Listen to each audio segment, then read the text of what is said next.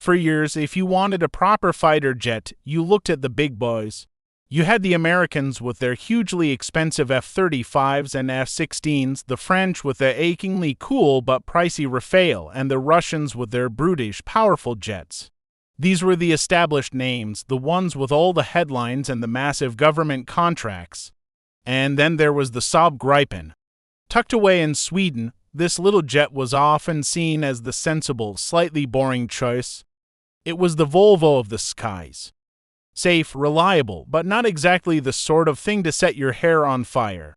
Many nations, when shopping for new toys for their air forces, would give it a polite nod before moving on to the flashier, more famous options on the market. People just didn't seem to take it seriously enough. They'd say it was too small or that it lacked the sheer muscle of its rivals. Pundits and analysts would line up the specifications, pointing out that an American or Russian jet had a slightly higher top speed or could carry a few more missiles. It was constantly being compared and, in many people's minds, found wanting. The Gripen was the clever, understated underdog in a world that seemed to value raw, thunderous power above all else. It was like bringing a precision tool to a sledgehammer fight. Everyone assumed that bigger and more expensive automatically meant better, leaving the Swedish contender waiting patiently in the wings for its moment to shine. This perception wasn't helped by the fact that Saab as a company isn't exactly known for shouting from the rooftops. While other defense giants were making grand pronouncements and showing off their hardware at every opportunity, the Swedes just quietly got on with the job of refining their creation. They focused on efficiency, on clever engineering, and on making a jet that was practical for nations without bottomless budgets.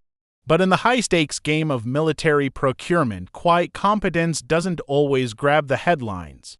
So, the Gripen remained a respected but often sidelined player, a brilliant piece of kit that many decision-makers simply glanced over on their way to something with a more famous badge. The result was that the Gripen built a reputation for being a niche aircraft perfect for countries like Sweden or the Czech Republic, but perhaps not a top-tier contender for the global stage.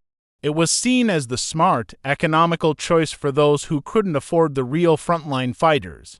This view persisted for a long time, cementing the Gripen's status as the perpetual dark horse.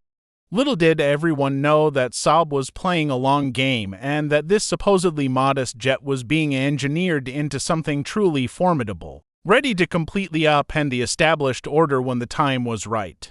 The world was about to get a very big surprise. And then the unthinkable happened. Colombia, a nation that had been courted by every major player in the fighter jet business, announced its decision. They weren't buying American F-16s.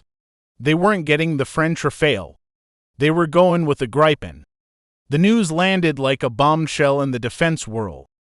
All the experts and analysts who had predicted a win for one of the traditional powerhouses were left scratching their heads.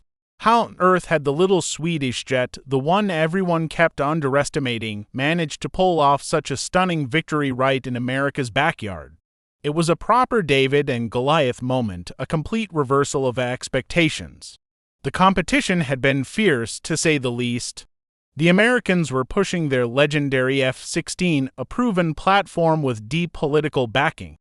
The French had their sophisticated and combat-tested Rafale. These weren't just sales pitches, they were massive geopolitical plays. In fact, things got so heated that there were even whispers that the U.S. might try to block the sale by refusing to allow the Gripen's American-made engine to be exported to Colombia. It was a clear attempt to muscle the Swedes out of the running, but Saab stood firm, confirmed all the paperwork was in order, and didn't back down. This resilience in the face of immense pressure made the eventual win even more spectacular. For Colombia, the decision came down to a simple yet brilliant calculation. They needed a modern, capable fighter that wouldn't bankrupt the country to buy or to operate. Previous talks for new jets had collapsed over cost, so price was a huge factor. The Gripen F, with its surprisingly competitive price tag of around $85 million per unit, presented a compelling argument. But it wasn't just about the initial cost. As part of the deal, Saab offered significant industrial benefits, including a plan to build a solar panel factory in Colombia. This wasn't just buying a plane, it was an investment in the country's own economy. A clever move that made the Swedish offer stand out. This victory was more than just a single contract. It was a fundamental shift in the Gripen story. It proved that the jet was no longer just a budget option, but a genuine contender capable of winning against the biggest names in the industry on merit.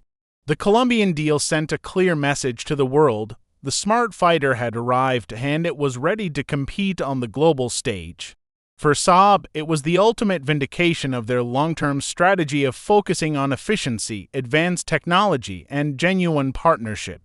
The overlooked Swedish upstart had finally and deservedly stepped into the spotlight, leaving its rivals stunned. So, what exactly makes this new Gripen F model so special? Well, you can forget the old idea of it being a simple, no-frills jet. This thing is a technological marvel. Saab calls it a smart fighter, and for once, that's not just marketing fluff. It's packed with some of the most advanced electronics you can find in the sky. It has a state-of-the-art AESA radar, which can track multiple targets on the ground, in the sea, and in the air simultaneously with incredible precision. It's also loaded with a sophisticated electronic warfare suite designed not just to jam enemy signals, but to use them to create a perfect picture of the battlefield. It's less of a blunt instrument and more of a flying supercomputer. One of the Gripen's most brilliant features, and something other manufacturers often forget, is its maintenance. A fighter jet is no good if it's spending all its time in a hangar with an army of technicians fussing over it. The Gripen was designed from the ground up to be easy to run. It can be refueled, rearmed, and sent back into the air by a small ground crew in a matter of minutes. It doesn't even need a proper runway, a short stretch of ordinary road will do. This means it can operate from dispersed, hidden bases, making it incredibly difficult for an enemy to find and destroy on the ground. For any air force, that level of operational flexibility is priceless. And then there's the price. In a world where top-tier fighters can cost well over $100 million apiece, the Gripen F comes in at a refreshingly sane $85 million. That makes it cheaper than a Rafale, a Typhoon, and even some of the latest American models. But this isn't a case of getting what you pay for in a bad way. You're getting a jet with cutting-edge capabilities for a fraction of the cost. This incredible value proposition is what has suddenly put the Gripen back on the map for so many countries. They can now afford a truly 21st century Air Force without having to sell off the family silver to pay for it. At its core, the Gripen F represents a different philosophy of air power. It's not about having the absolute fastest or biggest jet. It's about having the smartest. It's about using superior sensors, data links, and artificial intelligence to outthink the opponent rather than just trying to outmuscle them. It's a beautifully Swedish solution, pragmatic, incredibly clever, and devastatingly effective. This combination of advanced technology, low running costs, and a competitive price tag is the magic formula that has transformed the Gripen from an underdog into a world beater. The Colombian deal didn't happen in a vacuum.